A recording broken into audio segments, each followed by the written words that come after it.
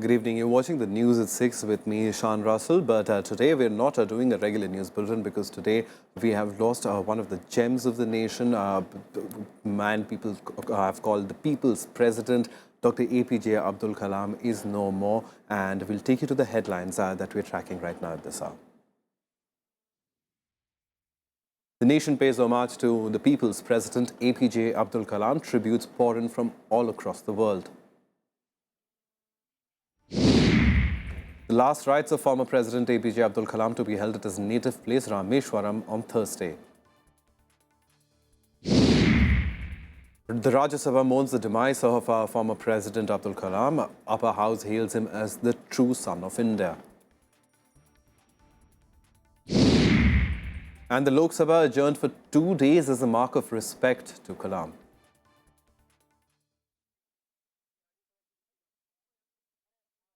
Right, let's take you through the sequence of events. We are, of course, bringing you non-stop coverage over here on Rajya Sabha TV of the funeral services of Dr. APJ Abdul Kalam. And the body of the former president was brought to his residence at 10 Rajaji Marg in Delhi this afternoon.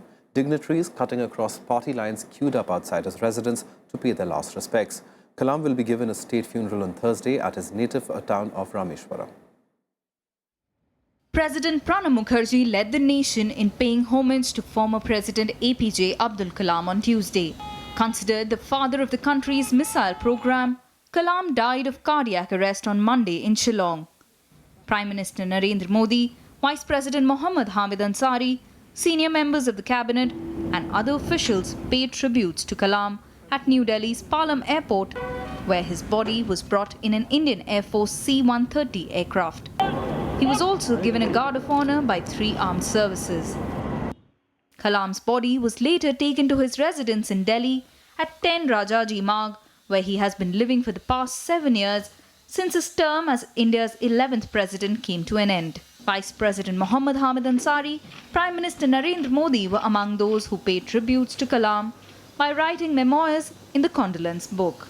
Others present at Kalam's residence were former Prime Ministers Manmohan Singh and H.D. Deve Gowda, Congress President Sonia Gandhi and her son Rahul Gandhi. Samajwadi Party Chief Mulayam Singh Yadav, along with his son Akhilesh Yadav, also paid tributes. Arvind Kejriwal was also among the chief ministers to pay homage. Kalam's funeral will be held on Thursday in Rameshwaram in Tamil Nadu, where he was born. He will be accorded a state funeral, which is expected to be attended by key leaders. Bureau Report, Rajya Sabha TV. And the correspondent Sham Sundar is at 10 Rajaji Marg. That is the residence of APJ Abdul Kalam. And let's go across to him and figure out what is happening over there now. Earlier in the afternoon, Sham, we saw a whole host of dignitaries cutting across party lines, cutting across whether they're political, whether they were from the corporate world, all walks of life, coming and paying tribute to the former president. And now, in fact, the general public is also coming in huge numbers. What have you been seeing over there? Well, Ishan, still senior leaders and many chief ministers are coming to 10 Rajaji Marg, residence of former President Dr. Kalam, and in huge number, general public is coming. You can see the huge queue behind us. There is a huge queue. Thousands and thousands of people are coming to see the body of former President Dr. Kalam, and you can see the live visuals here on Rajaji Marg. There are students, school children are also there, and from all walk of life, people are coming here in huge numbers. And we can talk to some of them here at Rajaji Marg. Police is also there in huge numbers. From where you have come to see, Doctor? Service and CRPF. I am security this residence of Dr. APJ Abdul Kalam. Now I am work in Tihar jail. Now see there Abdul Kalam's house. I am belonging from Tamil Nadu. So you can see that there are huge crowds at Rajaji Marg, and police is having tough time to handle the crowd, though there are elaborate arrangements. Behind these barricades, you can see that still there are a huge number of people who are coming to 10 Rajaji Marg. Right. आप कहाँ से आए हैं? मैं दिल्ली का हूँ, मैं गोविंदपुरी में रहता हूँ। ये कहा जाता है कि नौजवानों को बहुत एस्पायर करते थे कलाम साहब, किस तरह से याद करते हैं उनको? मैं जो भी उनका प्रिंसिपल है, मैं उनको पढ़कर ये खुद एक्सपायर हुआ, तो उनको क्या सोच थी, इतना बड़ा सोच के साथ वो जिंदगी अपना जी रहे थे। आप कहाँ से हैं? दिल्ली से हूँ, मैं जयनगर नियर कराला से हूँ मैं, और उनका मुझे बहुत अच्छा लगता है। उन्होंने बहुत कुछ किया है देश के लिए, और ऐसे लोग बहुत कम पैदा होते हैं। आप बताइए। मैं इनका बेटा। और आप कहाँ से हैं? मैं झारखंड से बिलोंग करता हूँ, कापासेरा बॉर्डर से आया हूँ मैं। आप कैसे याद करेंगे कलाम साहब को? मैं कलाम जी को एकदम अंदर और बाहर हर तरीके से बिल्कुल अच्छे तरीके से एकदम परफेक्ट ह्यूमन बीइंग की तरह मैं आदर्श पीपल की तरह वो सभी को मैं देखता हूँ। Right. So you can see Ishan, people remember him not only as a former president, but people say that essentially he was a teacher, and when he died, he was delivering a lecture in Shillong. So there is huge crowd still coming on the Rajaji Marg. Absolutely, Shambu. Of course, we'll be keeping a track of all those developments that happen over there at 10 Rajaji Marg for us. We're also joined by Dinesh Chandra Sharma, senior science journalist, and Parsa Venkateshwara Rao, junior editorial consultant at DNA, to help us understand, to help us reminisce on the personality and the huge towering personality that Dr. APJ Abdul Kalam was, because he was, Parsa, he was understated in every way, yet the kind of impact that he's left behind. I mean, this is uncommon for somebody in this generation. I mean, this is not something that we've often witnessed, that across party lines, across walks of life, everybody coming and saying something really good about him, about how he's inspired, how he's been an achiever, and how he's taught from his own experience, from his own life, to overcome any kind of adversity. I think it's kind of a new phenomenon we haven't seen in our public life for a very long time. There was a time when the national leaders were very popular with the masses across the country.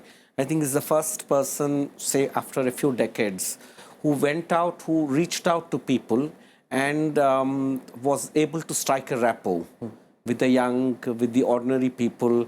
It's a very unusual thing for a figure in public life of such importance who held such crucial posts. Because usually when you go up the ladder of power, you are sort of secluded from the rest of the people.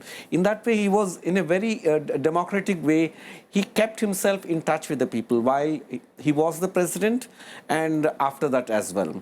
At a point of time when he left the DRDO and the government in the mid-1990s, his aim was to reach out to 1 lakh students. He said, I want to travel across the country and touch the lives and talk to at least 1 lakh students, school and colleges. So that kind of a motivational speaker, we are not used to it. It's a very rare phenomenon. It certainly is, and he was indeed a rare gem that the nation is today greatly missing. But Dinesh, coming to you, I mean, in terms of his own career, from where he started to where he achieved, I mean, the fact is that he wasn't the best scientific mind, but he's managed to capture and managed to deliver for India on such critical scientific projects that his contribution to betterment of Indian science and Indian technology is immeasurable, isn't it? Yeah, I think he had a very unique career as a scientist. I would like to describe him more as a technologist and an engineer, because he was not a scientist in the terms of, publishing papers or, going after getting patents, but he was not that kind of scientist. Basically, he was a technology leader. And one can clearly see 3 streams in his career. In the first part of his career, that is from 1963, when he started fresh from the Madras Institute of Technology after a stint at HAL, Hindustan Aeronautics Limited, he joined the service. So from 63 to 1980, that's the first part of his career, where he worked with the Department of the Indian Space Research Organization. And pretty much he started working at a time when even ISRO was not founded. It was the Indian Committee for Space Research, which was founded by Vikram Sarabhai. So he started working right at the beginning of the space program. So that was the first part of his career from 63 to 1980. And that's when he headed towards the end of this particular stint of his career, he headed the program to develop the SLV, a space launch vehicle that really propelled India into the big world of space launches. And then begins his second part of his career, which is with DRDO, and which is when Mrs. Indira Gandhi, who was the Prime Minister at that time, thought it strategic to move him from ISRO to DRDO because, of course, while being in ISRO, he was having one of his legs in the DRDO. He was on the committees which were working on missiles, and that the missile program of DRDO began in 1972, but not with much of a success. So Ms. Gandhi thought it strategic that let's separate these two and let's utilize his expertise since he had demonstrated that in SLV-3 to utilize that in the missile program. So then begins his second career, second part of his career, that the missile in the DRDO, where he founded the guided missile program and became India's missile man. And the third part, which continued till 1996, I would say, because when he was the advisor to the defense minister and he headed DRDO ultimately, again, that role was that of a technology leader, I would say, because these are the strategic programs. And look at the times when he was working. We were working in a time of, technology denials, to develop an indigenous system totally based on, under-resourced circumstances, and when the Western powers were denying us technology, both in the 70s with SLV and in the 80s with the missile program. So those were the tough times, and it was a different geopolitical system. So he delivered those products during that time. And yes, and the mentorship that is often talked about. I mean, I was talking to G. Madhavan Nair earlier in the day during one of the shows, and he said, I've lost my mentor today. So if the chairman of ISRO is saying that, a former chairman of ISRO is saying that, then certainly India has certainly lost somebody, and who's really great. The Rajya Sabha also deeply mourned the demise of former President APJ Abdul Kalam. The upper house hailed him as the true son of India, who became the driving force behind the country's space and missile program. As soon as the House met for the day, members paid tributes to late former President Dr. APJ Abdul Kalam, noting that Kalam personified intellectual brilliance and an undying scientific zeal. Chairman Muhammad Hamid Ansari remembered Kalam's contribution to India's missile program. An aerospace engineer, Dr. Kalam started his career as a scientist at the Aeronautical Development Establishment of the Defense Research and Development Organization as a scientist.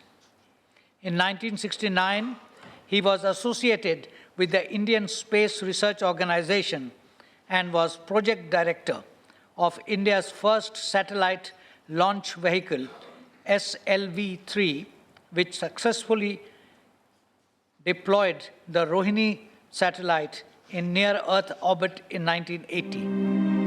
The upper house remembered him as a specialist in aeronautical engineering and one of the most distinguished Indian scientists. Dr. Kalam is also credited with developing a low-cost coronary stent, making an otherwise expensive cardiac cure affordable for the millions who do not have the means to avail the facility. He also developed a low-cost coronary stent in 1998 and a rugged tablet computer for healthcare in rural areas in 2012. Members also remember Dr. Kalam as the people's president. He was elected President of India in 2002. After serving a 5-year term, Dr. Kalam returned to his civilian life of education, writing and public service. He received several prestigious awards, including the Bharat Ratna, India's highest civilian honor. The Rajya Sabha also observed that in the passing away of Dr. APJ Abdul Kalam, the country lost a true son of India, and his contributions to the nation in his capacity as a man of technology, a teacher and a leader will be deeply cherished by a grateful nation. In the passing away of Dr. APJ Abdul Kalam, the country has lost a true son of India, and his contribution to the nation in his capacity as a man of technology, a teacher and a leader will be deeply cherished by a grateful nation. As a mark of respect to the departed leader, members stood in silence for a while before proceedings were adjourned for the day. The House stands adjourned till 11 a.m. on Wednesday, the 29th of July 2015. However, later in a meeting of the leaders of all parties with Chairman Muhammad Hamid Ansari, it was decided that the sitting of the Rajya Sabha would be cancelled on Wednesday to enable members to attend the funeral of former President of India, Dr. APJ Abdul Kalam. Kriti Mishra, Rajya Sabha TV. The Lok Sabha was also adjourned for 2 days as a mark of respect to former President APJ Abdul Kalam. When the House met in the morning, Speaker Sumitra Mahajan read out a condolence message. Among those present in the House were Prime Minister Narendra Modi, Congress President Sonia Gandhi, Samajwadi Party Chief Mulayam Singh Yadav and former Prime Minister H.D. Deve Gowda. The members then stood in silence for some time to pay him their respect, following which the Speaker adjourned the House for 2 days. Till his last breath, he was doing what he loved best, interacting with young India, igniting their minds with scientific temperament and spirit of inquiry. Dr. Abdul Kalam was one of our country's unique personalities who embodied rare intellectual brilliance and undying scientific zeal, and above all, a great human being with love and compassion. And leaders paid rich tributes today, fondly remembering Mr. Kalam as the people's president and the architect of India's missile program. From former presidents to former prime ministers, all hailed Kalam's contribution to the nation, not only as a scientist, but as a statesman too. Here are some of the reactions that came in through the day. See, the country has lost a great man, a great human being, and a great visionary. And I think this is a very big loss for the country. सचमुच भारत की राजनीति के वह संत थे, तो यह कहना भी अतिशयोक्तिपूर्ण नहीं होगा। वैज्ञानिक थे और उनका जो कंट्रीब्यूशन विज्ञान के क्षेत्र में भी इस देश को है, उसे भारतवासी कभी भूल नहीं सकते। Had the ability to connect with India's young. We will miss him. We will miss his thinking. We will miss his vision. It's quite apt that he worked till the last second of his life. It was the way he lived his entire life, and we are proud of him. He is a great son of this country, is pride of our nation. His death is an irreparable loss to the nation. Doctor Kalam देश के बहुत बड़े जननायक थे। वो जैसा प्रधानमंत्री जी ने बताया राष्ट्र रत्न थे, भारत रत्न तो बाद में बने, और एक शिक्षक के रूप में उन्होंने हमेशा अपने को याद किया। As HRD Minister, I had the honor and privilege of communicating with him when we wanted to launch the Rashtriya Avishkar Abhiyan, which sought to inculcate a sense of adventure and a new spirit to approach research in science and maths.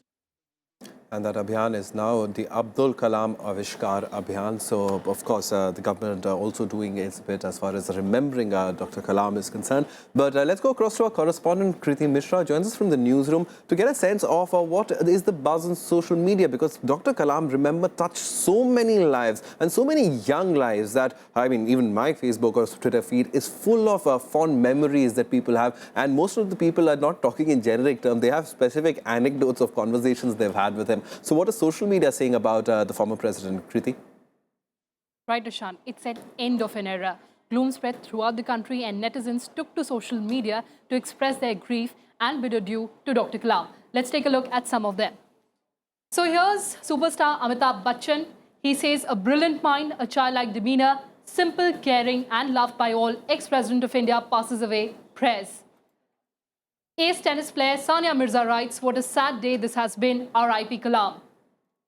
Bollywood's mesmerizing voice Lata Mangeshkar writes, मैं उनको श्रद्धांजलि अर्पित करती हूँ, ईश्वर उनकी आत्मा को शांति दे. Music maestro A.R. Rahman writes, Dr. Kalam, when you became the president, you gave the word hope a new meaning for Indians. May the Creator lead you to heaven. Author Chetan Bhagat writes, we lost an Indian hero today, R.I.P. APJ Abdul Kalam, you will always be an inspiration. And also Ishan, close associate and student of Dr. APJ Abdul Kalam, Srijan Pal Singh, shared his account of former president's last moments on social media. Right. And he writes that there was stillness on his face and those wise eyes were motionlessly radiating wisdom. He never said a word. He did not show pain. Only purpose was visible. So that's how, Ishan, the country is lamenting the demise of Dr. Kalam. Over to you. Right, Kriti, we'll leave it over there. Kriti, we'll keep a track of all those things that people are putting out on social media about Dr. Kalam. In fact, if you want, you can tag the RSTV and let us know. And we'll, of course, try to get your view in as well. We have in the studio Dinesh Chandra Sharma, senior science journalist, and Venkat Parsara Jr. Parsa Venkatrao Jr. Venkatesh, it's quite easy to say that he was a great man, that he was a man who changed everything. But in terms of a technologist, he wasn't a traditional engineer, one who could, I mean, often engineers are accused of being too obsessed with machinery or too obsessed with their research, or that's how engineers and scientists are viewed. He always kept the human element in mind about how to get people along, how to impact people's lives forever. And that is, I think, what is coming through in social media as well. Yeah, I think that is the general thing, that he popularized both science and technology. I think I would like to clarify one issue here, in the sense that many a time we confuse science and technology. And when we praise science, we underplay the importance of technology. And we think that we give importance to Dr. Kalam only if we somehow say that he's a scientist. I think technology is very important, and he gave a human face to technology. And he showed that how important it is that technology is for actual implementation of all the scientific ideas. And the engineering background, I think, gave him the ability to solve problems as you go along in the project. You know, the textbook knowledge of theory of the science will not be sufficient, because as an engineer, you are facing a real problem in the project, and you have to solve it then and there, and you have to use your own ingenuity to solve that problem. Right. And I think both in the SLV program and in the missile program, he added immensely in solving the problems and bringing them to a successful conclusion. I think a big story awaits to be written about the technological progress, the technological challenges that India faced, and how people like Dr. Kalam, and he's one of the most prominent technologists, have really solved for us to make this huge jump.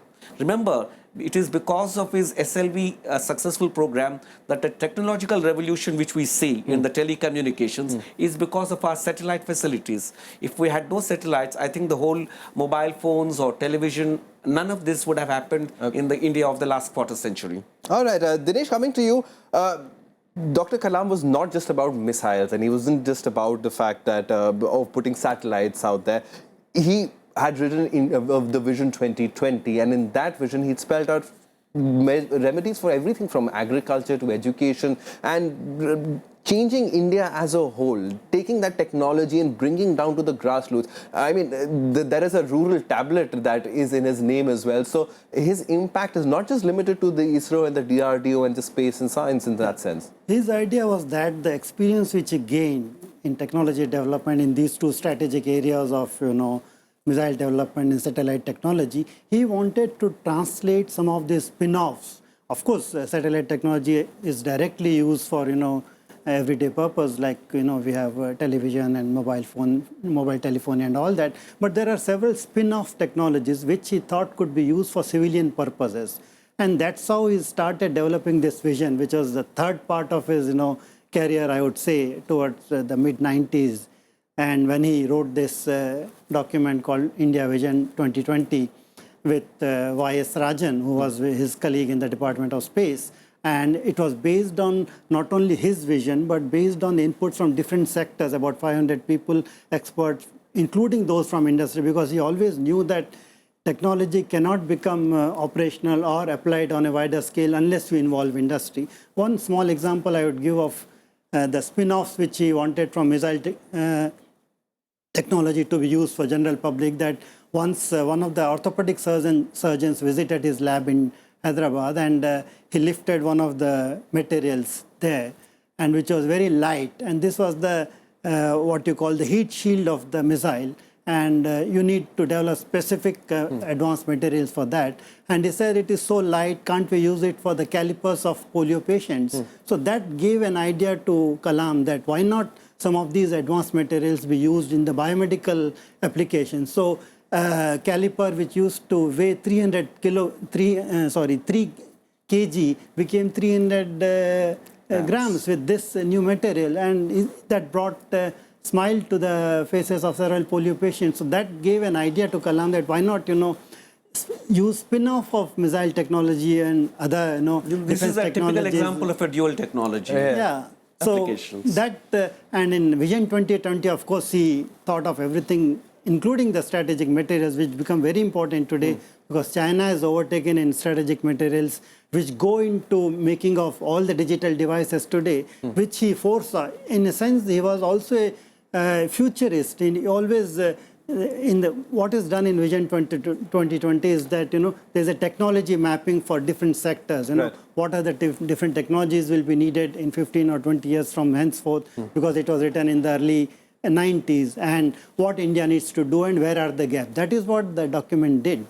All right, Parsa, I'll give you the last word because half an hour is certainly not enough to discuss the entirety of Dr. Kalam's life. But as president, I mean, he was unlike any other president that we've ever had and have had since. I mean, with all due respect to all the presidents of India, but he was a rather unique case, and the fact that across political lines, across party lines, he got support, and he also took tough decisions in Rashtrapati Bhavan. He wasn't just a pushover, was he? No, everybody thought he was a apolitical president and he was too naive, and perhaps he would just be a pushover, as you said, or a very, very passive president. He wasn't a passive president. He didn't make much show of his political acumen, but during his tenure, he did face a lot of tough challenges, political decision making, and he took it in stride. He was able to defend, he applied his mind to every decision, and he was not bowled over or he was not bewildered by the political challenge, though he was new to politics. And I think he came out rather successfully in a very impressive way, that he could understand a political challenge and come to a right conclusion, sort of thing. This can be seen in the question of the very delicate and controversial thing of whether he allowed Sonia Gandhi to become the Prime Minister or not. Yeah, but he took a very, very considered decision, which was not, which did not alienate him from any party. And I think that is a very, that he was able to carry the different parties with him. Just one more point I would like to mention is that when he went with the missile program, or he was the advocate for the Pokhran 2, and he was very much, everybody thinks that he was a hawk. He wasn't a hawk. He said India has to be a strong country so that nobody attacks it, nobody poses a threat to it. But he was not a jingoist, he was not a militarist. I mean, he didn't want to use this power either to threaten the country. But he said, if you want to develop your own country in peace, you must be able to fend off the threats, security threats from outside. And that can happen only when you are strong. So all his attention, all his efforts was to make India strong militarily, not because it would go out and expand and flex its military muscle, but so that India can develop in peace and stability. All right, and India's development is all that he aimed for. I think we can safely suggest that. And an entire generation, and more than one generation, owes a debt of gratitude to Dr. APJ Abdul Kalam. Thank you very much, both of you, for coming in and helping us understand Dr. Kalam's life a little better. We promise to continue this discussion on Rajya Sabha TV. We'll be, of course, focusing on the former president and the late president now, and the kind of impact that he's had on lives all across the country. Stay tuned to Rajya Sabha TV.